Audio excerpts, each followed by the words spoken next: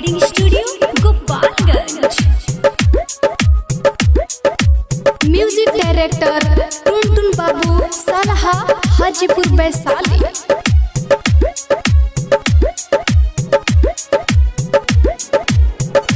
तोहके चोहनी जहन से ज्यादा तू तो तुरलू कसम वादा। सुना तोहके चोहनी जहन से ज्यादा तू तो तुरलू कसम वादा।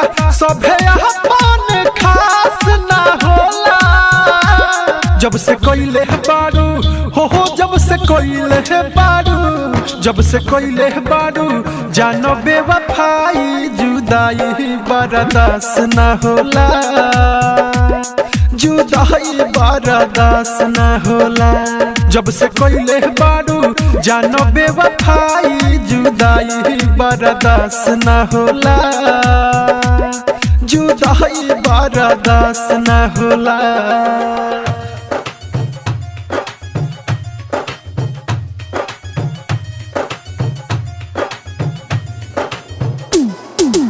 Music director Tuntun Babu Salha Hajipur Vaishali. जहिया से चल गइलू बहिया छोड़ा के सुतिले ना रतिया में जागिले चिहा के।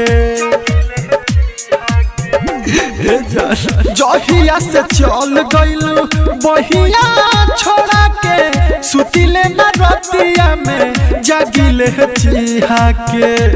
सभे दिल के तो पास ना होला जब से कोइले बारू हो जब से कोइले बारू जब से कोइले बारू जानो बेवफाई जुदाई बर्दाश्त ना होला जुदाई बर्दाश्त ना होला जब से कोइले बारू जानो बेवफाई जुदाई बर्दाश्त ना होला जुदाई बर्दाश्त ना होला।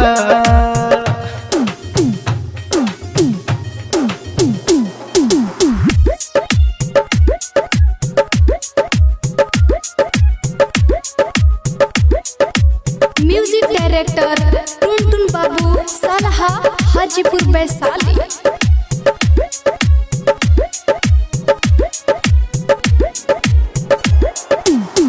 कैसे के जी बोला दीपक दीवाना अपन बना के काहे कैलू बेगाना। हाँ कैसे के जी बोला दीपक दीवाना अपन बना के काहे कैलू बेगाना।